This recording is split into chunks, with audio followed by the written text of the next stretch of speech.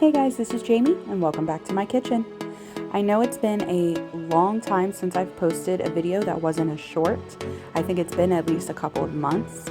And that's because we opened a brick and mortar bakery and everything has just been a whirlwind of craziness and excitement and stress and very long work hours, and I have not had time to think of anything other than the actual bakery.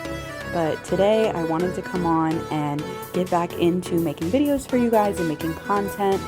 And so I thought I would start with just showing you how I decorate different cupcakes in the morning to stock the storefront and kind of talking to you about what it's like now having a brick and mortar bakery. So one major thing that actually happened in the past couple of weeks was I had carpal tunnel surgery. This is probably the first weekend that I've actually gotten back in and really been able to decorate cupcakes and squeeze my hand after having surgery. So some of my cupcakes look a little bit wonky. That's actually why, because it's still pretty difficult for me to squeeze my hand at full strength, and I have a really hard time piping and doing the decorating. Decorating cakes hasn't been as difficult because it doesn't require quite as much squeezing of my hand, but the cupcakes have been a little bit of the more difficult task since I've gotten my surgery. But it's been about a month now and I'm starting to feel better, and I'm sure I'll be back up to full strength soon. But it is nice not to have the constant carpal tunnel pain, and to be able to use my hand like a normal person has been really nice. One question I get a lot is how I determine what flavors I'm going to make every day and if I keep them on a certain schedule. Meaning, do I rotate those flavors out at a certain pace? Do I keep them for a certain number of days? Do I have a set schedule per day what I'm going to do? And to be honest, I don't really have any kind of a system at all. I don't determine what flavors I'm going to do for the day until I am there. A lot of times I don't know the flavors I'm going to do until I'm literally decorating the cupcakes. So I come in the mornings and I start baking. I make huge batches of my vanilla because my vanilla is the base for a lot of my other flavored cupcakes.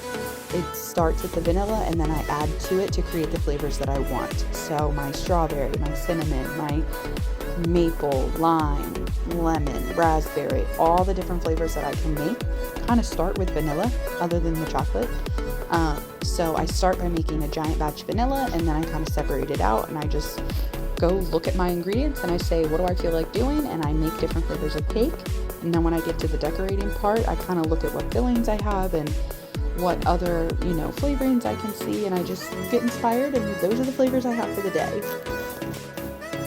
Maybe one day I'll be organized enough to have a system and I'll have everything written down and have a schedule of when certain flavors are in the bakery, but at least for right now, I don't know.